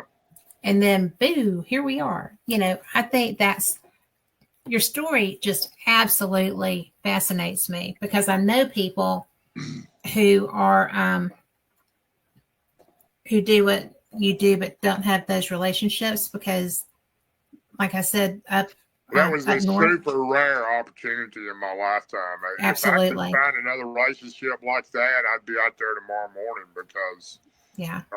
it's just so rare for that to happen. And I do believe, I know 100% that it changed my whole belief in these creatures, and I was no longer, I had a fear toward them like I did. And if it hadn't been for them, I would have felt like I did the rest of my life, probably, with after seeing the first one. But, we're not all alike. And like I said on the first of the show, there's bad and good in everything. And Yeah. I think that there's a whole lot more good ones of these creatures, and there is a lot of different types. I don't know how many, but I'm no expert on anything. I can only tell you what I've experienced and encountered. But I can tell you that these creatures weren't the type to harm you unless you tried to harm their family. And Mm-hmm. I don't even know that they were. I never seen the big elder. I could hear him. Right. I heard him several times. He would a loud black noise, and I can just tell he was the one that was making the decisions on them let them be seen by me, and he had the larger one watching over him to make sure nothing happened to him. And but it was a great experience, really was. It was a great experience. Well, how did you go from being just a guy in the woods talking to friends, right, to being the guy that does all the things you do now? Well, I don't know. It's just my team that I've had for a long time. I brought up Martin and Ryan and Mike now. Martin Nunley was one of our teammates for a long time, but he's off doing other things now. And being with those guys and being in an area that's completely different than that, when I've been into the Blue Ridge Mountains, I've been into the areas of West Virginia, I've been into some pretty crazy areas where some creatures are in there that probably wouldn't want you to come home alive. And when you get around a team that you learn and build trust around, and they got your back, and it's not like taking somebody you just met in there. These guys I've been with for a while, and I know if something comes up, and they know before I have to say it, they're already thinking it. And it's just a bond that we've kind of grown together. And, Martin he's been mainly interested in the dog man for a long time, ever since they tried to kill him. And he's interested Whoa. in Bigfoot too, but at the same time, his goal is, and our goal with the LBL is, in all the national parks, is we want people to know these creatures exist. We don't want campers to go in there and not know these creatures are there, and something happened to them or they disappear. And we don't think it's very good for the National Park Association or the National Forestry Service not to tell people that these creatures might be in the park. And I agree with that, because when I've hiked around Cherokee, I've come across places that it was obvious somebody had just left. Well, I mean, these things are dangerous, and there are people dangerous. There's people missing too. I mean, and not just in that area, other parks too. If you look it up, Glacier National Park. I'm sorry, not Glacier. It's I think Yosemite National Park. Yes. Has more people missing in that park than any place in the entire world. Yeah. Not the U.S., the world. There's more people missing in that park than any place in the world. Now, how do we not know that? Why is there not a sign up that says, hey, there's 72 people missing from here, and they haven't been found. It's a possibility it might have been an animal attack. They fell off a cliff. They fell into a crevice. Something could have happened to them, but they're missing. You know, we Yeah. don't have anything like that. And then they found bodies. Found the bow hunter in the LBL a few years back with his arm torn off and something had fed upon him. And, you know, do we have signs that say anything like that? No, we don't have no sign like that. And they let this family, young family, come in and set a tent up at 10 o'clock at night and camp in the woods there with two little kids in the tent. Nobody knows anything about what could be around that area. So, you know, that's our main goal that we've come to do this for, is to try to educate people and to let them know that, you know, whatever you do, if you're going to go into these areas, go to an area that's a lot safer if you're going to camp. Especially if you have children with you. Exactly, and be aware of what's in there. And the biggest problem you run into with some of these areas, these national parks, they won't allow you to carry a weapon inside the park. Nope. So you're in a national park and something attacks you, you're out of luck. You know, or either that or carry your gun and take a chance of getting in trouble. I mean, there's your two options. You know, I'd rather get in trouble. You want to protect your family, or do you want to follow the rules? You know, I don't. I just think that there ought to be. I'm a true advocate for us allowing people to know possibilities. Not saying, okay, there's a dog man on this trail. Just the possibility that there could be a creature in this area. There has been sightings or some kind of something to allow these people to know. Well, they don't have to use a metaphysical name, right? No, they don't can have just to. No, they can just say there's dangerous wildlife, or you know, I've camped, and you know, I researched and I camped. It's been, I don't know, 15 years ago in Pikes Peak National Park in Colorado, and they've got signs all over it that say there are Bigfoot in this area. I didn't know that. Oh, metal signs. There are Bigfoots in this area. Be careful. Now, this is a National Park Service. Yeah. I've got pictures of them. And there's some other parks that have got those type signs too. Some out in California have got them too. But, you know, I guess I don't know. I think that all the parks should have some type of discretion on what could be in the park. I'm not saying it is. At least you have you could observe the caution and knowing that it might be a possibility instead of someone getting killed or disappearing.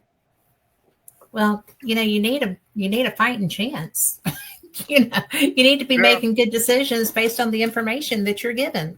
Well, the national parks will never ever admit that Bigfoot exists, and they'll never do it. And I can tell you why, because it's a 2.8 billion. That's with a B, $1 billion industry every year.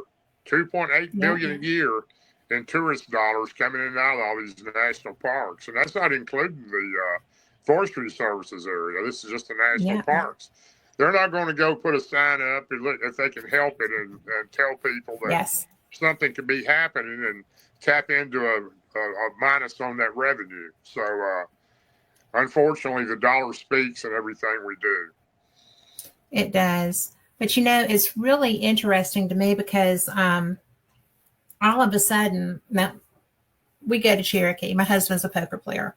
We go to Cherokee. We go to Biloxi. We go to Vegas. I've been to Cherokee a few times. There's some crazy stuff in Cherokee, too.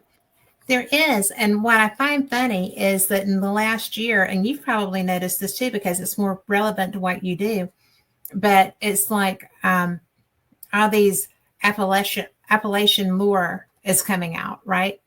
And it's like, don't leave make sure you dry your curtains and all this other stuff. And it's a feed on Facebook. Yeah. And, you know, people are like, oh, that's Horsaki. I was like, no, that's not Horsaki. That's there's real deals in this stuff. A lot of what they're filming and what they're showing is produced, right? Yeah. But the legends are real.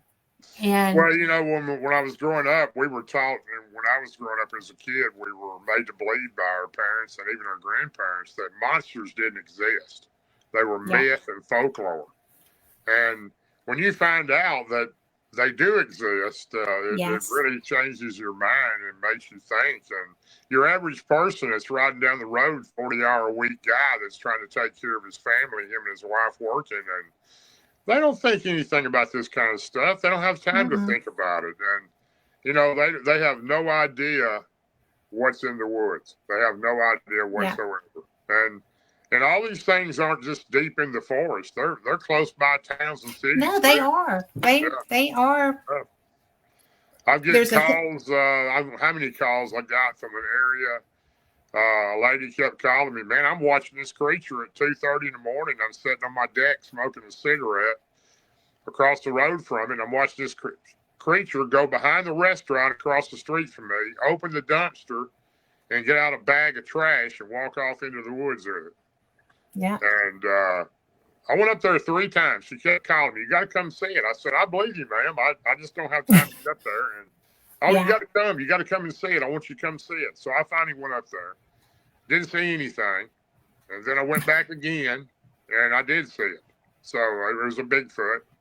Come in and got a bag of scraps out of the trash can. So an easy meal. So Easy meal. Didn't have to run. no, and these creatures are everywhere. I mean, don't be fooled to think they're not close by because they are. And I've heard of them in subdivisions. I mean, Yeah. houses Well, we've got everywhere. woods. Yeah, we've got woods up behind us, and we have noises up behind us. I've heard And some we're noises. we're in Metro Birmingham. Yeah, I got lost in the Blue Ridge Mountains back in 2021. I was lost in there for 3 nights and 4 days, and Oh wow, that's a long time to I've be out never lost. ever heard noises like I heard in my life in those mountains. I have no Really? idea what some of these things are. I heard noises that I don't know what it was. It was crazy stuff, and Like what? I mean, what sounds just were they? all kinds of noises, like loud screams. It sounded like a almost like a dinosaur. Some of them did Really? that I've heard. Just all kinds of weird noises, and I was That could have been a big cat though, couldn't it? Because they have kind of that deep barrel yeah, chest with it roar. was different than that. I can't Oh explain wow. what I'm talking about, and I made a big mistake. I went in there to meet a couple that wanted me to meet them there in the Shenandoah National Park. They had called me all summer and wanted me to meet them and see the area about 3 miles in that they had a Bigfoot family, and they wanted me to see them. And I told them I'd seen them before, but they wanted me to come, and they knew who I was. They were one of my people that followed me, and I went up there, and they didn't show up. And I walked on up in the woods where they told me where these creatures were, and thinking they would just come up, pull up and come on up, and they never did. And I got back in there pretty far, and it got dark on me, and I had a little bit of gear with me. I had a little backpack and matches and a heat blanket and a few things, a little snacks and water. But left my gun in the truck. But wasn't planning on being there long, 2 or 3 hours, and Yeah. got off trail up in there and got lost. And my Wow. granddad always told me find a waterway and follow it. It'll take you to civilization. That's what I did, and I camped on the river at night. I slept under a log one night and had all kinds of animals walking around. I could hear them. Yeah. And, I don't know. There was all kinds of crazy stuff in there. I didn't want the animals to know where I was because I didn't know for sure Yeah. what they were. And they Sure. probably knew where I was. Well, they would smell you. But I hit up a tree a couple of times and got up in the top of one, and there was some crazy stuff in there. I don't know what all of it was. I wish I could have seen some of it. Some of it, I'm glad I didn't see it. It didn't sound Yeah. real friendly. Yeah. And but anyway, I got my way out of there. But I've done some crazy things over the years, so I advise everybody to always carry a personal beacon with them when they go in, and always let somebody know where they're at and when they plan on coming back out. Have you been up and done any work with that Olympia project? No, I was asked a couple years ago, but I just haven't got that far. That's out in Washington. Yeah. I've been very fortunate. I was asked to speak at, to be at Beachfoot this last 2 years, and I really wanted to go to that. It was out in Oregon. Ron went and spoke, and they only invite the top 100 people in the world to that event. And I was asked a couple times by Todd, and real honored that I was invited, but just couldn't get there. But I'm planning on getting there sooner or later. It's just been so far across the country for us. We hadn't had a chance to Well, get it there. is, yeah. About as far as We you can go usually and have not get wet. we usually have a lot of conferences too in the summer, so that makes it a little difficult too. Mm-hmm. Getting away that long, because I've got quite a few conferences already lined up for this year.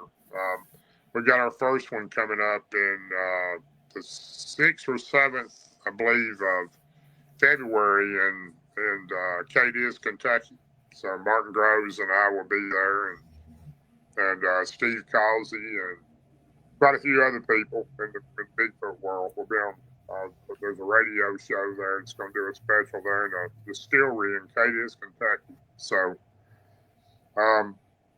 but we do a lot of stuff, around the area and across the country. It's a lot of fun. It takes a lot of time, and anybody thinks you make money out of this stuff, good luck. Let me know how to do it. So I know, right? yeah, everybody thinks But you're rich, especially so many people reach out to me and tell me that all kinds of stuff, about, well, you make a lot of money, you're a legend. Really, let me know where it went if I made it, because we yeah, don't make much on this somebody stuff. forgot to mail that check. They really did, yeah. But But it's. I'm sorry. no, you're fine. Go ahead. Well, I was going to just say that, my friend Jonathan Odom down here used to do Talladega National Forest. And Talladega's got a lot of sightings. yeah, they do. Yeah. And he used to, because he would go by himself, he'd go during the day, he'd be filming or whatever, and because he would get a lot of interaction. And he would always, as he was coming out, put the camera on his shoulder, looking over his shoulder as he went out. And I was sitting there one afternoon, and I just happened to be, online. I was looking at it, and as he's walking away, there's a juvenile that was, I thought it was a bush. It was just, squatted down by the tree. Yeah. And as he's walking out, it gets up and goes the other way around the tree and leaves. And I'm like, and I thought that I had told him that, but I had him on a while back, and he's doing volunteerism, and he started a foundation for humans. But I said, that I watched you come out of Talladega one afternoon. He said, yeah. I was like, did you know that there was a juvenile that was squatted by the tree behind you as you came out?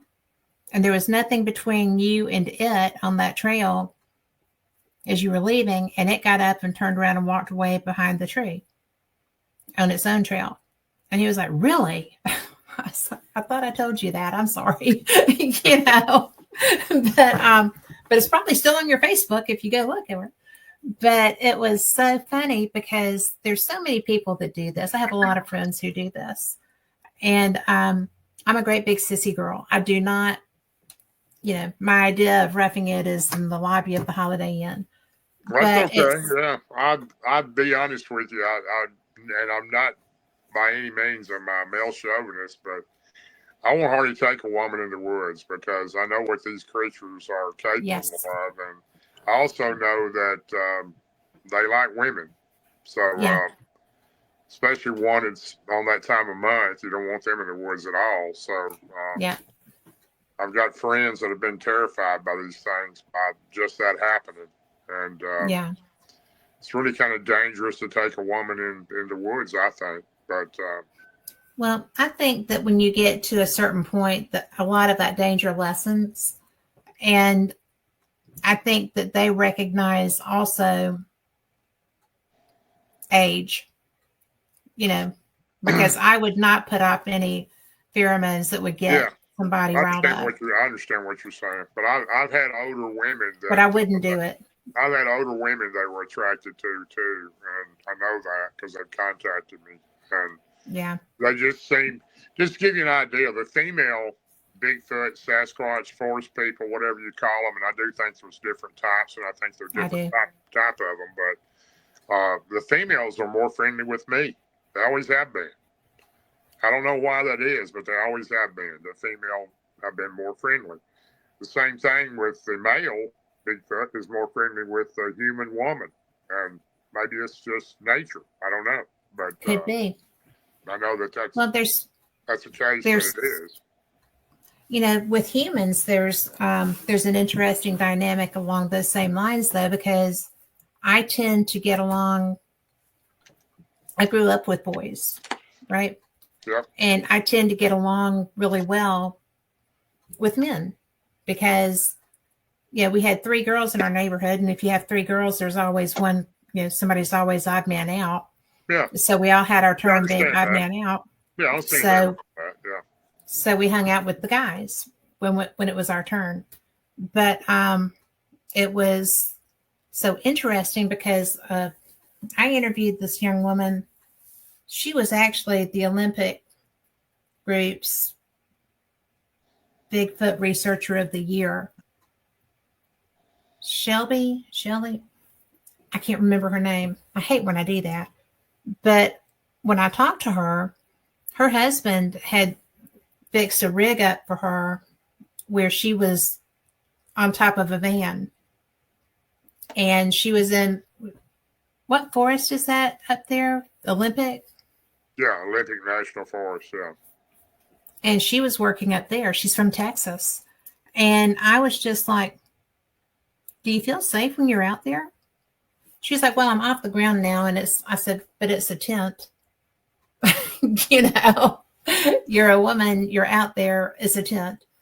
And, the safety factor, like you said, women are, I'm I know that women and men are on a very equal plane in most ways. Body strength is not one of them, Right. and speed is not one of them. Right. And, if you got in a bind and something was attacking you, there wouldn't be a way to go, really. And because I have heard of doors being lifted off of vehicles, yanked off of vehicles. And what are you going to do? Well, give you an idea, a lot of the areas that I've researched over the years, and some of them, I mean, real deep in the woods. I'm maybe 7, 8 miles in, and nothing but remote. I've seen trees as big as my leg just twisted like a twig, where they just twisted them for a marker. And anything that's got that type of strength that can do that, yes, is incredible. And I see all those trees. As a matter of fact, I have people send me trees all the time. And I know you see them that are implanted upside down in the ground too. And Alaska's full of those, but some in the U.S. around the states are like that too. They find them like that, but not as much as they do in Alaska. And I can't even imagine the amount of strength it takes to do that. No. First of all, you're trying to pick up a 1,000-pound log and jam it into the ground. So, it's unimaginable of what our minds wrap around. It doesn't work. And the abilities that these creatures have, I have no doubt when you get out of your vehicle, they know you're there. They can see. Oh, yeah. They can see. They can see a mile away. They can smell you. They Definitely can hear the you. smell. And people tell me, "Well, hide your gun." Well, let me tell you about hiding your gun. If you fired that gun the last couple of months, you're going to have residue powder on the barrel. They can smell that. So, yeah, there's so you can't trick them. You really can't. Well, they're do way you too think that smart. do you think they're mystical? What do you mean by mystical? Interdimensional? Do you think that? Well, interdimensional is another thing, but do you think that they have abilities? Well, obviously they do, but do they pop in and out? Are they there all the time? Are they, which would be dimensional, I guess? But yeah, I do think some of them have that ability. I don't know that all of them do. I've seen one that I was very close to walk behind a tree, a big tree in the middle of the woods.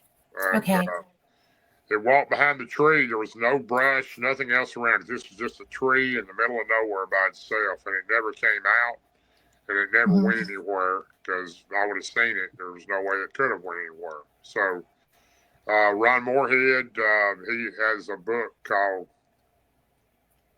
Quantum Bigfoot. It's the Yes. physics of how the higher energy goes, and I've read that book 5 times. Every time I read it, I learn a little more. And Ron and I have a show together on Monday nights called Okay. Two Cryptid Legends, and we talk about that a lot because I think the higher dimensions and the higher energy these things have causes a higher vibration that can possibly. That's why the pictures a lot of times are blurry of these things, Hmm. and they have a way to possibly change into another dimension, maybe Yeah. into an orb or some type of other creature, possibly. But I have no doubt I was in an area of Cheatham County that I 100% believe the Bigfoot that we were around there had the abilities to turn into orbs and turn into possible smaller creatures.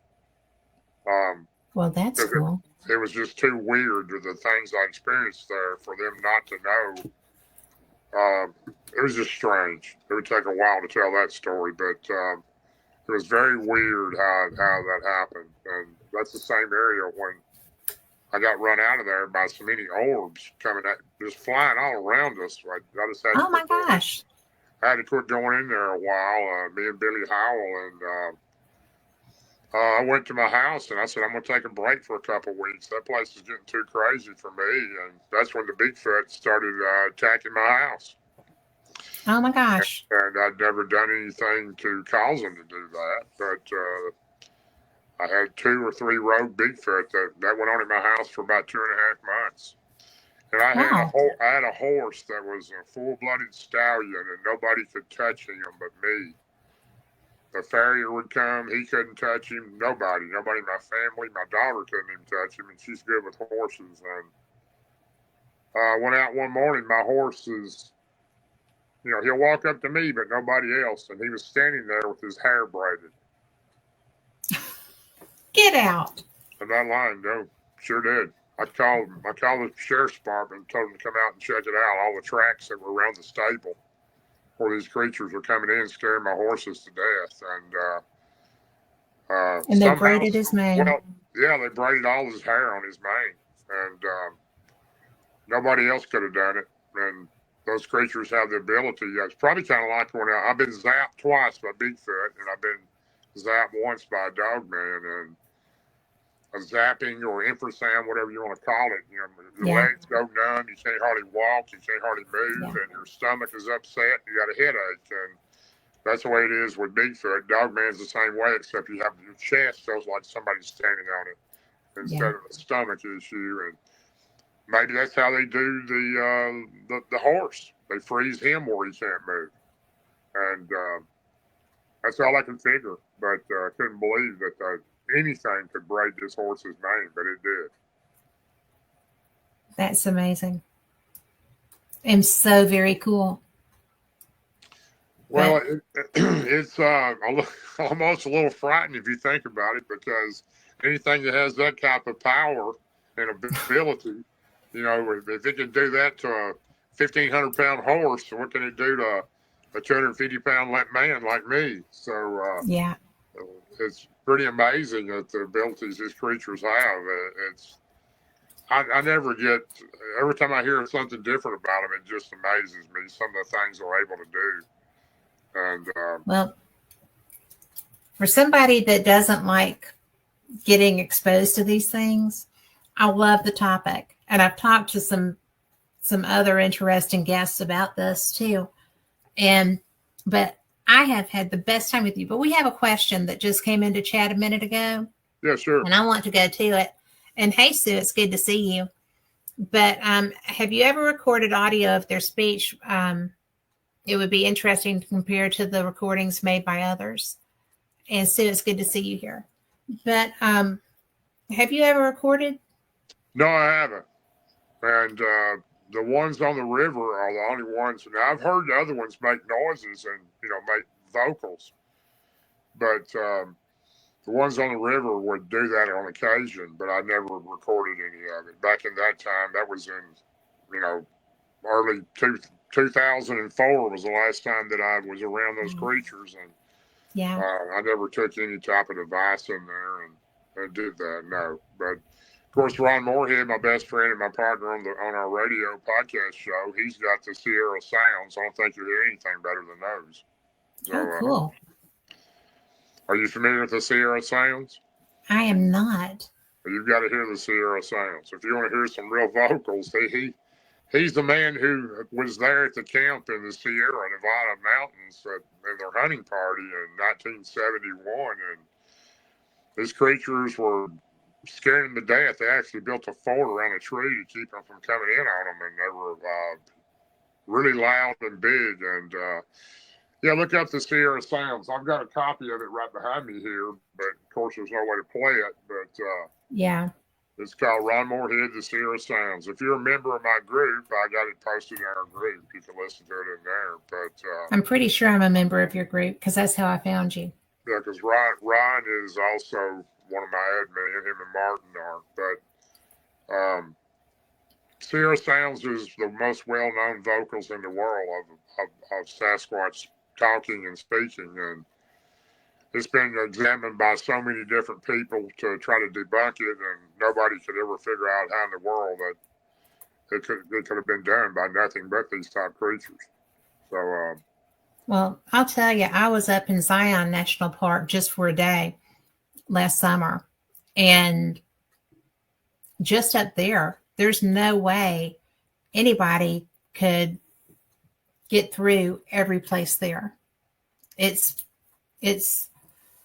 the West really fascinates me, and I go down. Whoa, oops!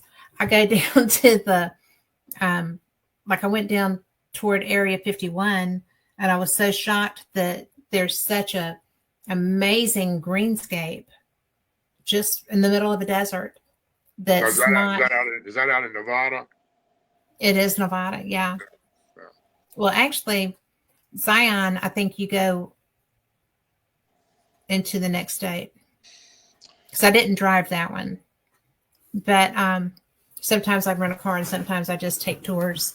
But it's really interesting to me, the environments that are out there, that there's no way anybody could get all the way through. And there's caverns, and there's, we have caverns here. Well, there's a lot of caves, the Tennessee, Kentucky area, yes. and Alabama is full of caves. So, yeah, one of the largest cave systems in America. But, there's so much. I have so many people that want me to look at things they've got and come to their area. I wish I had time to do all of them, because there's some pretty strange occurrences going around the country now, and the sightings have become a lot more than they once were too. And you're hearing of more people seeing these creatures, and I seen a crawler in the LBL March 24, and I've never seen one of those before. What do you think that is? I don't know. I mean, where do you think a crawler came from? I have no Crawlers idea. freak me. Crawlers freak me out. I do not like that. It was really nasty looking. It was skinny like a bone, and they might have weighed 60 pounds, 5 foot long maybe. But it ran up a tree, and it started clicking at one behind me. Another one was in the woods that was communicating with it. And I don't know. We got out of there, but I wouldn't want to be tag teamed by that.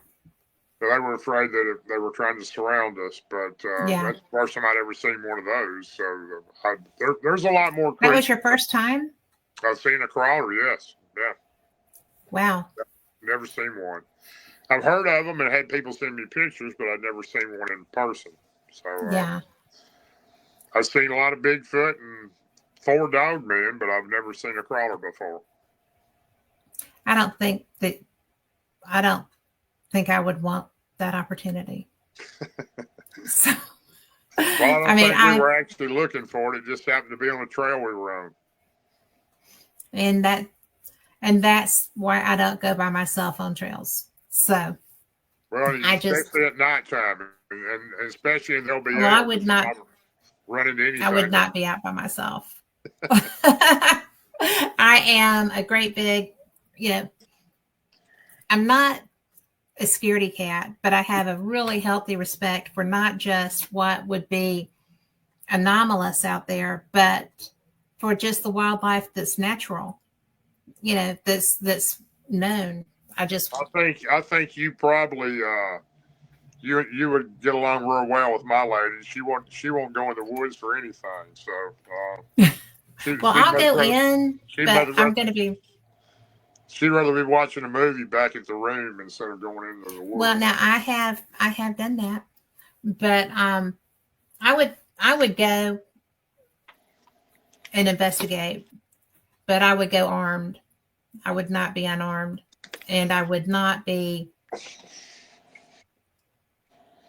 have spray too. I mean, because I don't want to hurt anything that just doesn't understand, right? But I would not want to be hurt either. Well, you got to be very cautious. You really do. Yeah. I suggest anybody go in the woods never go by themselves. You're better off with 3 people or 2 people. 2 at the least, 3 at the most. 3 is better. 3 is always better. Yeah, the more people, the better chances that you're not going to be bothered by something, because they're going to number out one person, the creature. Yes. But a couple of people, 3 people, they're a little more cautious. Yeah, I was at a place up in it was still Georgia. It wasn't North Carolina yet, and we were out in the woods, investigating and experiencing, and they got rocking. And I was like, well, we're done here. I've been around some areas like that. Yeah, I was done. But we are just about out of time. I am so glad that my phone is about to go out. I was about to try to find a charger over here. So anyway. Well, thank you so much for being here. Hey, thanks for having me. I've enjoyed being here. Thanks for everybody watching tonight that is. And I hope you'll come and check out our channel, the Bigfoot Believers and Other Creatures. And appreciate everyone watching. And thank you very much for having me on, Kat. Well, you know what? I saw that y'all are having an event that I was talking to my husband about. I may wind up showing up sometime. That'd be great. Come over. I will. But thank you again. And for everyone listening, I appreciate all of you. And, this has been something that's fascinating to me because it's not my color Kool-Aid. But I so admire the people that do it because there's a lot to learn. And you're doing a great job. You're doing a really great job. Thanks for having me on. Yeah. Talk to you next time. Sure. And good night, everybody. Bye-bye. I will. Bye. Good night, everybody.